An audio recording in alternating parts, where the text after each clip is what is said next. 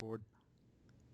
Hello and welcome to the Puroresu Spirits podcast, the best podcast in the world for all of your Puroresu needs. We cover everything from the major promotions to those sleazy indies and everything in between.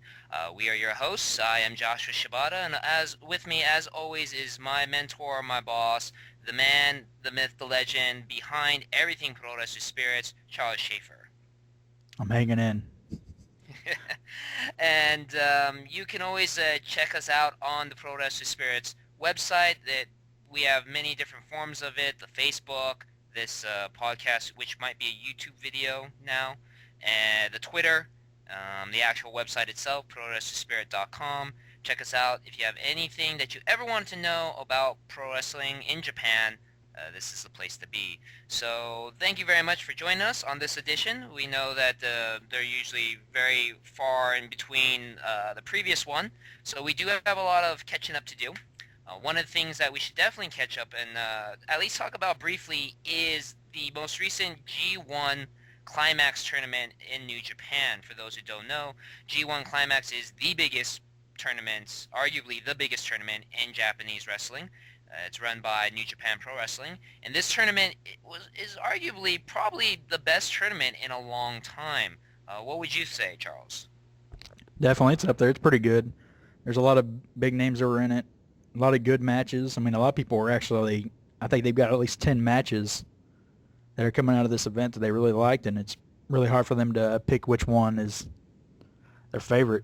So, And for those who want to get a taste of Japanese wrestling and good Japanese wrestling, which is kind of stupid to say because most Japanese wrestling is pretty damn good, especially when it comes from New Japan with the G1 Climax. Type it into YouTube.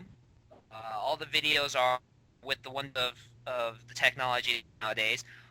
Most all the matches from the G1 Climax, including the Mega Hot Final between Shinsuke Nakamura and Tetsuya Naito, are up on YouTube. Just type in G1 Climax 2011 or G1 Climax 21, the Roman numerals XX1, and you will find pretty much all the matches and enjoy. They're a treat to see. But let's talk about the one match that I just mentioned, the finals. Shinsuke Nakamura versus Tetsuya Naito. Honestly, Charles, going into this tournament, a lot of people, yours truly included, thought that Shinsuke Nakamura was a shoo-in to at least make the finals of the G1. But on the other side, Tetsuya Naito, considered maybe next to Yujiro, actually he is younger than Yujiro experience-wise, the youngest experienced wrestler in the G1 Climax this year, was on the other side of the ring. Was that a surprise to you, Charles? definitely, like I didn't like on A block. It was pretty much was going to be Tanahashi, was going to be Makabe, Nagata. I guess Nagata was an A block. I can't remember. It's been a while, but it's pretty much Naito was my last choice, sort of. I didn't think he was gonna do so hot, but turns out he did. And at the last second, he started winning, and he got ranked up. So I mean, it's like that's pretty much shocking. I got come back from being in Mexico, and I was like, well, what, what happened? And considering the really slow start that Naito had, I mean, his first match, Naito lost to his former partner of No Limit, Yujiro, and everybody already thought right there from the start that Naito wasn't going to be a factor in the G1 tournament. If anything, it looked like Yujiro was going to be the one getting the push, and like you mentioned, Charles, a very strong second half. Naito just tore his way through the ranks and made it into the final match against Nakamura. Like I said, that was my thought. Like I thought last year Yujiro kind of got put under the table, and I sort of thought maybe this year Naito was going to be sort of put under the table, but turns out that's not the way they did it. Yujiro got put under the table again, so that was a little bit funny. So in the final match, is spoiler alert for those who haven't seen it, you can kind of pause and maybe skip forward for a couple of minutes, but we're going to talk about this because it's already been done, and it was pretty much a very hot topic. A lot of us, again, yours truly, stayed up all night. It was about maybe 3 or 4 in the morning on the Pacific coast when it happened in Japan, but Nakamura, the one of the greatest wrestlers in New Japan right now, and one of the only ones to not have won a G1 compared to all of his fellow dojo mates and his fellow similar ranking people. He's the only one who have not won a G1. Finally, after a huge Bomaye, struck Naito down, got the win to the elation of the crowd. It was a pretty big moment for Nakamura. Definitely, because he's always been right there close to winning it, but that's about as close as he ever got. He had that injury, I guess, what was it, a few years ago? Like, everybody thought he was going to win Yeah. that year, and he ended up Hmm. getting injured, and it's kind of like, well, he's out. And that's the year I actually thought he was going to win. I think that was 2009. Might have been. Either 9 or 10. I think it was Or it, no, it was 9. It was it was 9. 9, '09, definitely. and he got Yeah. injured. That's when I thought he was going to win, and turns out he didn't. And I was like, well, and they sort of just the next year came and they gave it to go to, or was it Makabe last year? Yeah.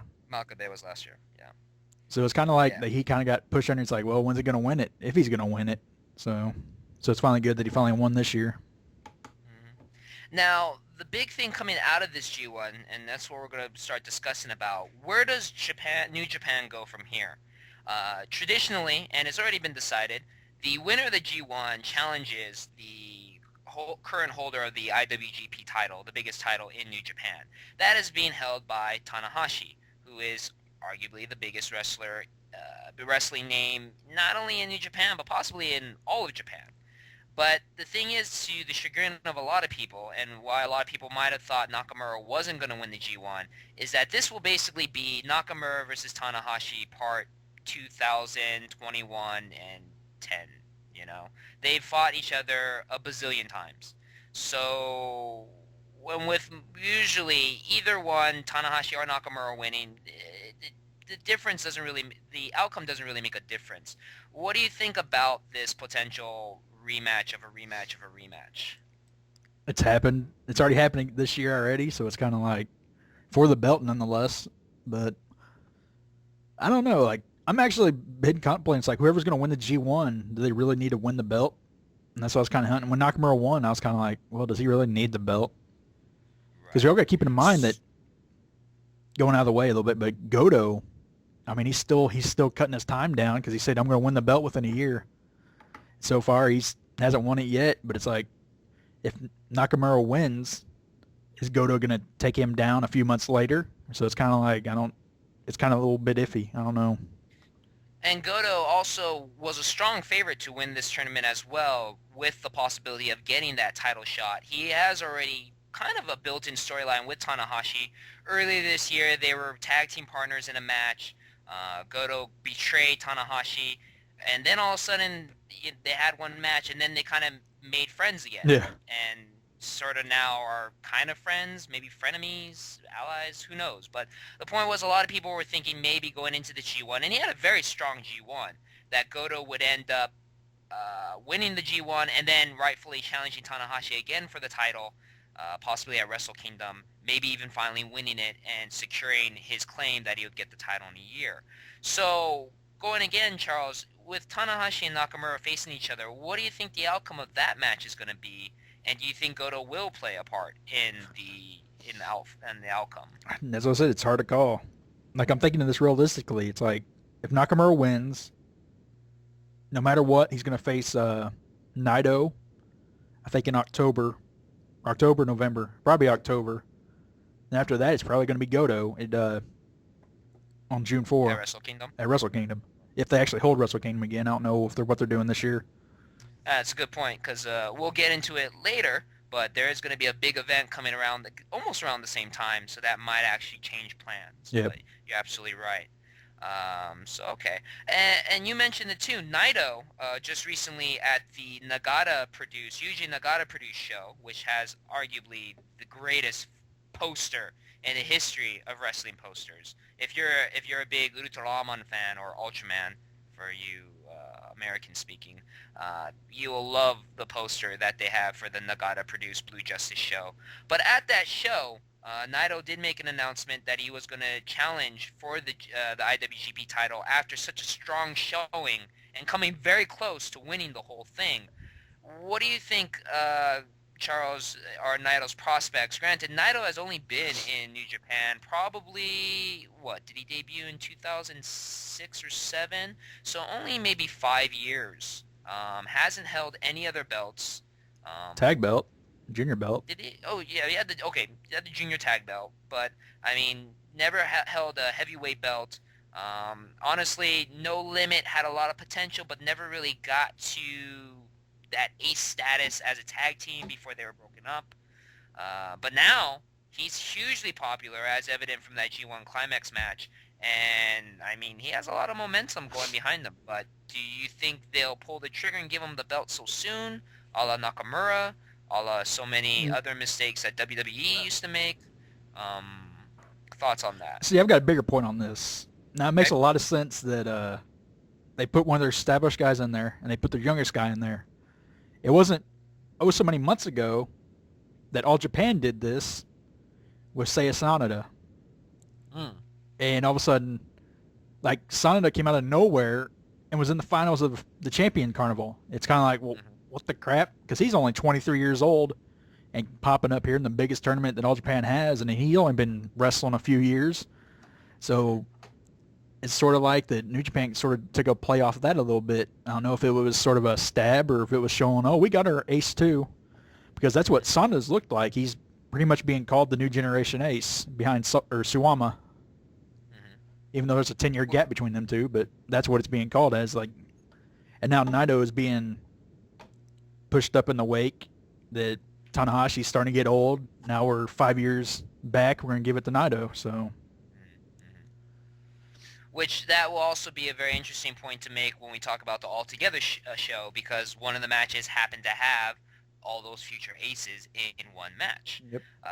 But going now, one more thing. What were your thoughts on the G1 Climax, Charles? And any of the other wrestlers might have came out and gave you some intrigue. MVP, the current IWGP Intercontinental Champion and friend of the Puroresu Spirit podcast, had a very good run, in my opinion. Probably a better run than I even thought he was going to have.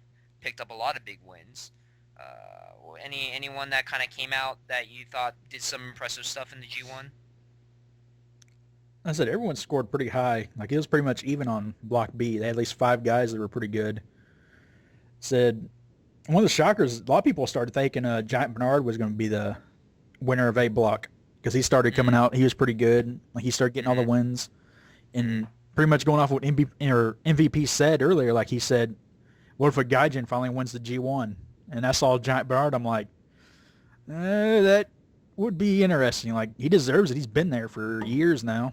So Yeah, I wouldn't fight it. and he's been a pretty big ace for the Gaijins. Like, you can almost compare him, maybe even overshadow some of the former aces of not New Japan but of All Japan back in the day when they used to have guys like Terry Bam Bam Gordy, Dr. Death Stevie Williams, Vader, guys like that who've held the Triple Crown title over in All Japan and were just always in the marquee matches.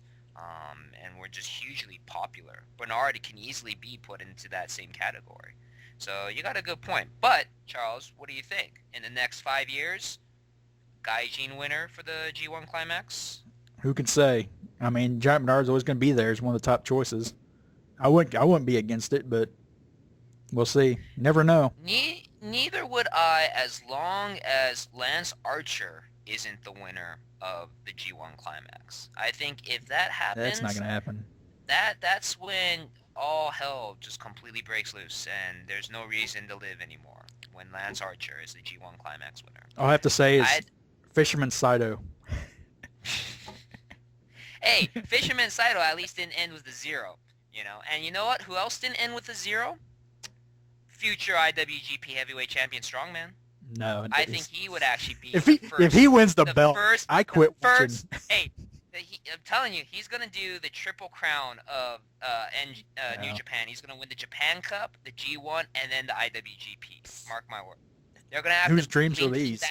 They're gonna have to lengthen that belt so it goes around his massively bulky, steroid-induced waist. He's not even that big. He's just got big arms.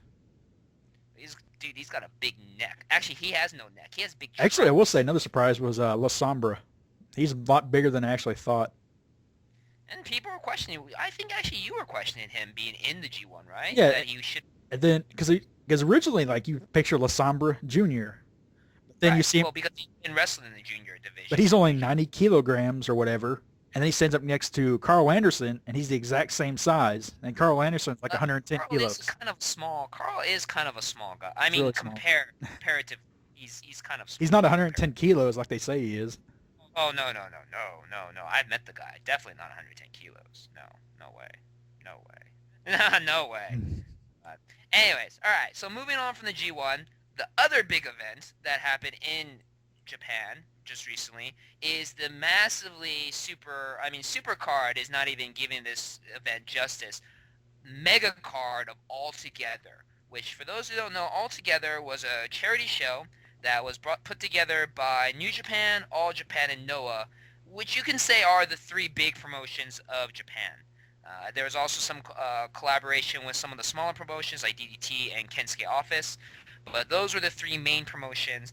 It was a stack card. You had everybody, practically everybody of those three promotions, their whole entire rosters were all on this one card to raise money for those who suffered from the earthquake that ravaged Japan the earthquake and the tsunami that ravaged Japan about back in March or April. So it's a great card. Again, if you want to, honestly, I have to say, if you want a great taste of what is Puro Wrestling, watch this show. It's all on YouTube. Shout out to Butte, the guy who uploaded on YouTube. All the matches are there. Watch them if you really want to get a concept of what Japanese wrestling is and who is in all three of those promotions. All the wrestlers are there. All of them are there, and it was a very good show. Very done well. We were questioning whether or not, with such a stacked card, if they were going to do WrestleMania style and give like 5 minutes per match. But no, all the matches got a good length of time, and they were very well done. Don't you think, Charles? Definitely. I'd also have to say probably the match of the night would probably have to go to the junior match, junior one night carnival. I would have to say I would agree with you, but I would also think the one match that I would say would kind of compete with that would be the No Fear Go Ahead match. I'm a big No Fear fan. For those who don't know, No Fear was they're a pretty popular tag team of Takao Omori and Yoshihiro Takayama. Very brutal style, very strong style. I thought their match with Kensuke Sasaki and Jun Akiyama was hard hitting and very good. Goes basically back to throw time when they were all very big and popular in their day back in the 90s. So I would throw that in Say the there. biggest pop actually went to I'll put a picture up, but it was the I had a brain moment. The Believing the Power of Pro Wrestling, which was Kichimuto and Ken Kobashi versus Izuka and Yano. Mm-hmm. Them both doing the moonsaults. That Oh got the yeah, biggest that pop was of the entire night. yeah. Because for those who don't know, Keiji Muto, also known as Great Muta in America, and Kobashi, who is one of the aces of all Japan. If you want to see some pretty stiff, hard-hitting matches, put in any of those good matches from the 90s All Japan when All Japan was dominant. You had Kobashi, you had Misawa, you had Kawajiri. Uh, those guys were just kicking the shit out of each other, and Moonsault was basically the finishing move for both Muto. It wasn't really the finishing move for Kobashi, but it was impressive that a guy the size of Kobashi could do a moonsault back then. So yeah, when they both did the moonsault, that was a big popping moment.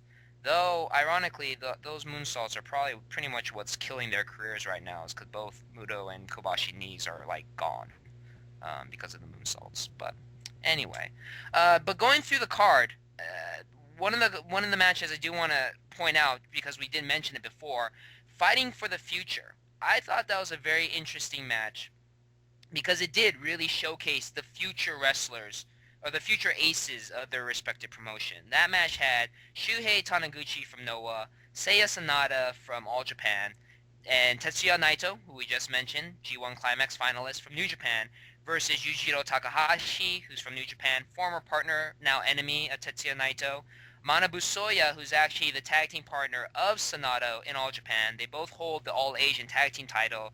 They are known as Team S. And Mohamed Yone, which I thought was kind of an interesting addition in that six-man tag. representing Noah on the other side of Shuhei, because it's the title of the match is Fighting for the Future. All of them are respectably could be future aces for the promotion. Muhammad Yone, though, has been there quite a long time in Noah. I don't know if you would consider him a future ace. I love him, but interesting they put Yone into that match. What do you think, Charles? Well, he's the same age as Taniguchi, so Yeah, but Taniguchi got a late start. it was sort of showing the guys that really they're there, but they haven't really got to the singles gold yet. They're they're coming up. It's pretty much their generation, I guess, right now. Because I don't know if you can really say fighting for the future of Yone and Taniguchi, because they'll both be 40 years old by the time Naito, Sanada, Takahashi, and Soya are all finally in their 30s, early 30s. These guys will be in their Taniguchi and Yone will be in their 40s. So, well, but again, Taniguchi got a really slow start. I mean, he didn't debut until maybe 30. like 5 or 6 years ago. Yeah, so he got a. I, to be honest, and now his name is escaping me. I thought there would have been a better candidate to put into that match for Noah. Who? I was thinking, actually, Not heavyweights. not out of heavyweights. They don't have that many now guys. his name is just completely skipping me. I thought there was a perfect person that they should have included into that match. Everyone they've got's over 35, except for a couple guys. And that is what is wrong with Noah right now. All right. I'm not even. That's a shocker. That's not important anymore. But, anyways, it was a good match. But really, it's interesting. It says a lot about who the aces are for the promotion. And to be honest, I like Team S. I am actually a bigger fan of Manabu Soya just because he reminds me a lot of his similar namesake Manabu Nakanishi from New Japan. Kind of just the big brawler style, more so than Seiya Sanada. I am a fan of Shuhei. I wish that he got more respect than he does now, but I don't think that's ever going to happen because it's Noah. But it's, I think the state of Japanese wrestling is in good hands with those guys. And it'd be very interesting to see how far Naito and Yujiro go for New Japan. See, the thing is, Taniguchi, he's really strong, but he has a weird thing of his shoulders. Like, he's like uber stiff. I've never understood that yet. Like, you watch one of his matches, like his shoulders are pretty much. He has kind of like the Frankenstein thing. It's like he's took too many big blows to his shoulders, and they're just kind of there. Right, and they're kind of like stuffed up. Yeah. No, I agree with you. He's still really strong though. He doesn't look like a champion or an ace, but his style works very well. Did Riccio look like a champion or an ace? That's very good. You got a very good point there. He needs to return. I don't know what in the world's happening with him. Like, he was supposed to come back. He announced that he wants to be wrestling again. It's just they haven't really put him in the picture yet. And maybe he pissed off somebody in Noah. They can't pay him. I don't know. But yeah, so that was a good match. We mentioned before the Junior One Night Carnival. That was a very great match. I mean, you had all the people, basically all the figureheads of junior wrestling. Prince Devitt, Taguchi, Suzuki from Noah, their current junior champion. Katsuhiko Nakajima, who I am absolutely in love with because I grew up, I basically watched him grow up from when he debuted at 16 to now I think he's 22. I mean, the kid is phenomenal. As long as his body keeps up with it, he'll be fine. He'll be a megastar anywhere he goes. Kai, who's the All Japan Junior Champion, Yoshinobu Kanemura, Kenta, they're the junior tag team champions in Noah, Gemba Hirayanagi, who's always funny to watch, Koji Kanemoto, and Minoru, who are going to be in the All Japan junior tournament coming up, which we will talk about on our next podcast. It was a phenomenal match, but what I want to mention about this match is it was interesting. They already started putting little, I don't know, it seems like actually throughout all the matches, they seem to start maybe leaning towards some rivalries that are going to develop interpromotional-wise. Like in this one in particular, Koji was really going after Kai. Actually, Koji was going after Nakajima, too. Yeah, he said, that's why I put on the Facebook page, like, any match involving Kenimoto and any of them juniors would be good because he's out for a feud. Now, I mean, I know Kenimoto's getting up there in age, so, I mean, he's definitely got to start fighting for his freaking place in the promotions because getting up there in age, he's kind of looked at as, oh, you're old news, The young guys are coming up. Oh, we're going to take over. So Kanemoto's going to have to do some fighting for it. Oh yeah, but he showed in that match. He was kicking the shit out of Yeah. both Nakajima and Kai. So he was showing like he wasn't gonna let these little punks come and take his reign. I mean, come on. He was Tiger Mask 3, for God's sakes. Granted, not the most popular Tiger Mask. Arguably probably the least popular considering Misawa's so popular. Yeah. But I mean, this dude, Junior Black Charisma, I mean, come on. He's the guy who invented the face wash. If you guys have never seen the face wash technique, just type that into YouTube. It's great. You've seen Samoa Joe do it all the time. Then Kenta started doing it. And Kenta started doing it. Yeah, see, and I mean, you gotta respect the guy. He's great, and he's actually what's gonna make the All Japan Junior Tournament, which we will talk about later, exciting. But again, Koji was definitely pointing out to Kai, who is the All Japan champion, junior champion, that he's gunning for his belts. So it's interesting. They definitely started laying in some little groundworks to possible feuds, maybe develop for interpromotional. We do have to mention before we stop with All Together about the main event. The 3 champions of the promotions, Tanahashi, who everybody loves, IWGP Heavyweight Champion, Suwama, the Triple Crown Champion of All Japan, and Go Shiozaki, the newly crowned Noah Champion, against Nakamura, G1 CLIMAX winner, the oddly, I don't know what to call him now, Kenzo, and Takashi Sugiura, former Noah GHC champion. To me, it was basically just a match. It wasn't bad. It didn't really make any outstanding motivations or anything. But, I mean, it showcased the champions of who they are and who might be the top challengers at the time. So, I do have to say maybe Kenzo might have been the weak point of that match. Well, Kenzo, he was there for a reason. He's the comedy relief. He's the pinfall guy. I mean, And which he did. That's what I mean, a lot of people go, oh, what the hell is Kenzo doing there? It's like, he's there for what he does. He has a big mouth. He can pretty much make anyone crack up in the audience. Like, you can just say one thing and everyone just starts laughing. Even Kenta would start laughing at him. And I thought that was funny because Kenta rarely does anything. Right. He doesn't break character. He just sits there always like pissed off all the time. But then I can't even explain his wrestling style. Like, he hasn't improved since he debuted. He just kind of, I'm here, I'll take the bumps, and that's it. It's kind of like, it's weird. And as Charles reiterated, Kenzo is there for a reason. The bigger reason is because he does have a relationship with not only New Japan, but Tanahashi, the New Japan champion. They were tag team partners way back in the day. Back when I was seriously started watching New Japan. They were a tag team called King of Hills. Basically the 2 young upstarts. And then Kenzo decided to go off to be a WWE superstar. And we all know how well that happened. But, as I've mentioned before, I don't know if we can blame WWE about Kenzo's lack of development. AAA. Charles made a great point about AAA probably being more of the reason. And I have to agree, especially after the crap that's going on with Mystico. AAA is probably the reason why. Any Mexican. Mystico's CMLO, ain't he? That's what I'm saying. Any Mexican promotion is probably. No offense to you Mexican luchador fans, but I don't know. And I'm just saying. It's like, why does Mystico be called the best lucha libre wrestler and comes over here and botches all the time? Though granted, I don't see all the botches that everyone says. Well, because they edit the matches. Yeah, I know that, SmackDown. Yeah. So. Well, I mean, yeah, I don't know about any of his matches outside of WWE because the ones that I usually watch, he doesn't mess up. But.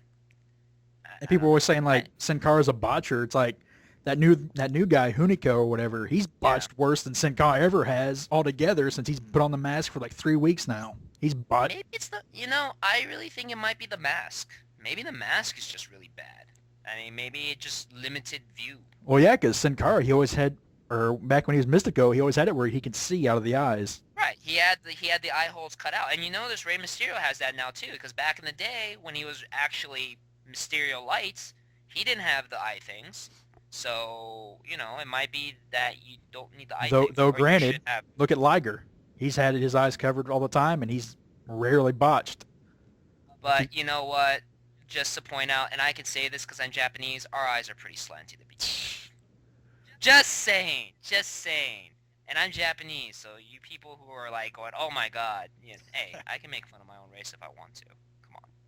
So, and now speaking about making fun of my race with more evidence, let's talk about another show, because we'll have a few more minutes here. Let's talk about another show that happened at the exact same time as All Together. Now I know, you're wondering, wait a minute, who would be crazy enough to put on a show at the same time as one of the biggest shows in professional wrestling history of Japan? That's a charity event with pretty much 90% of the most popular wrestlers in Japan on that show. Who would dare put on another show exactly at the same day and time as this show? Well, I don't know, the godlike symbol Antonio Inoki. That is right, Charles. You are very, very smart. It was Crazy Inoki put on his own little mega show, All Stars, whatever, and for his IGF promotion. And tell me, Charles, how was that show? Because from what I understand, you watched it. I watched it live. Ooh. How long did you stay up to watch that show, Charles? All night. Put it this way, it wasn't worth it. Nope.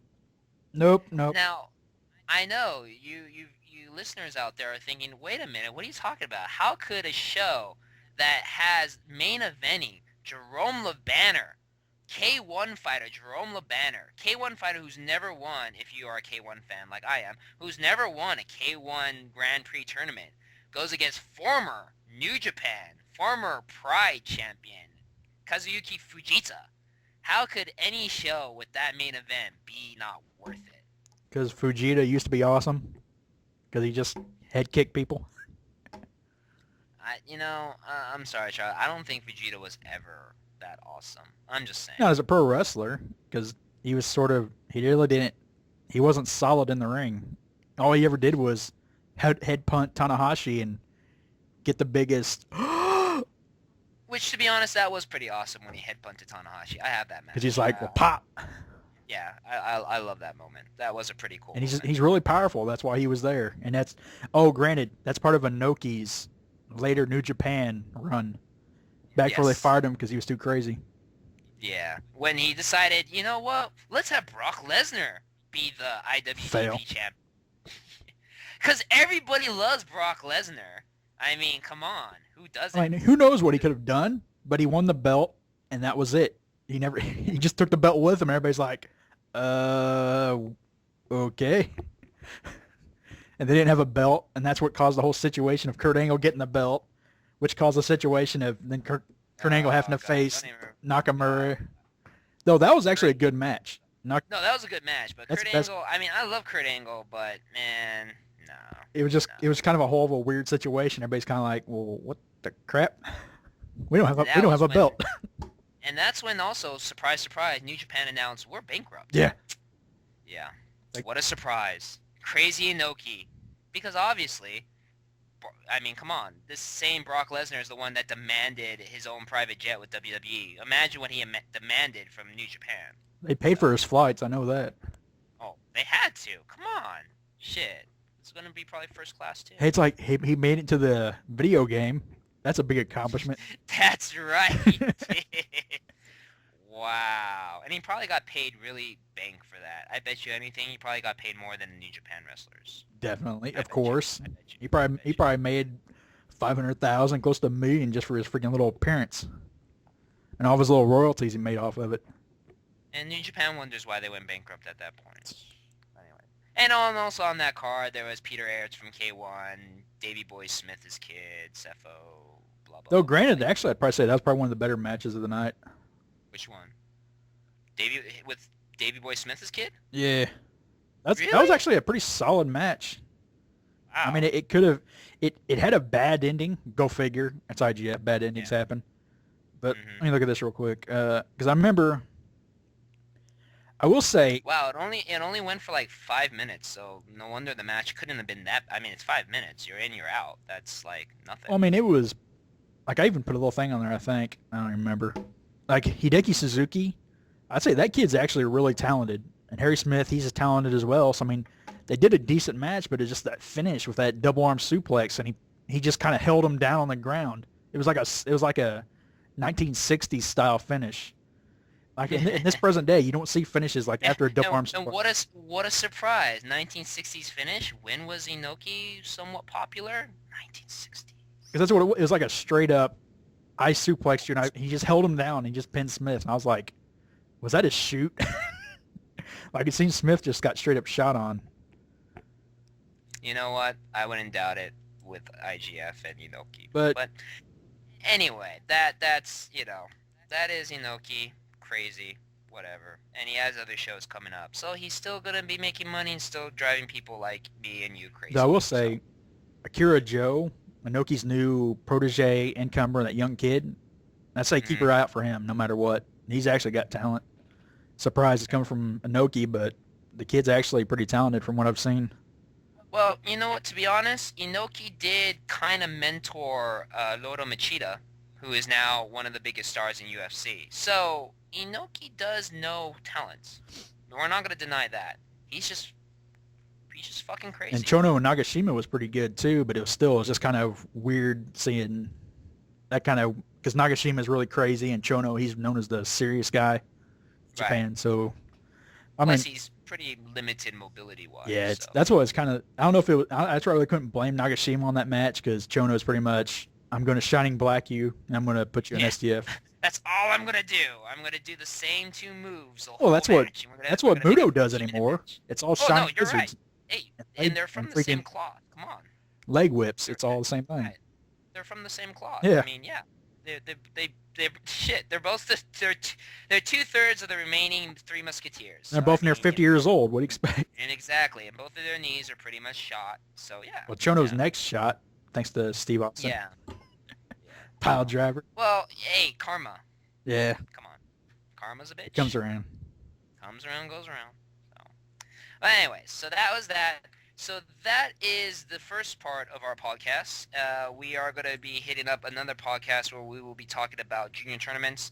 So stick around for that. If you have any questions or comments about how we're doing with this, please post them on either the YouTube, on the Facebook page, on the main website, puroresuspirit.com. You could also hit up Charles with the Twitter account. Charles is all over the place with this stuff. He is the face of this, or the mastermind of this website. So if you have any questions, feel free to put out there, because this is, of course, a learning environment. We want to make sure that if you have any interest at all in Puroresu, that, we want to make sure that grows and develops and that you end up liking it and you're not turned down by other people who have smart aleck comments. So, no questions are stupid to us. Well, most of them are, but we'll be patient enough to ask them, as long as you don't constantly ask them these questions. But, we're here to help. And, of course, by all means, if you have any information that you'd like to share, we're always open to hear. Again, make any comments that you want, and we'll be happy to take a look at them. Anything else you want to add, Charles, before I take a break from this? Now, I'll mention in this podcast, I'll mention in another one. I've added a donate button on the site for a reason. I'm not going to completely say a lot of things, but if you feel like our site's actually worth anything to you, just offer like $1. Don't donate $1. That's all I'm asking. Just something little small thing. I'm not asking for much. A lot of people are like, well, I'm not going to donate anything, but it's like, I mean, if I have to, I'll put ads on there, but I'm not really wanting to. But we'll see how things go. Bottom line, guys, this site ain't free. So, I mean, it costs Charles money. So, and which he isn't, against paying for it, but any little bit will help. So, dig deep, guys, dig deep. I'm not asking for anything. It's just there just in case someone wants to do it. I don't know. Is it worth it to you? Is it not? I ain't gonna hurt my feelings any. I'm still gonna do it regardless. So, and with that, we are out with this one. Like I said, we will have another podcast up shortly, so enjoy. And again, thank you for listening. I am Joshua Shibata. He is Charles Schaefer, as always. Thank you very much, and take care.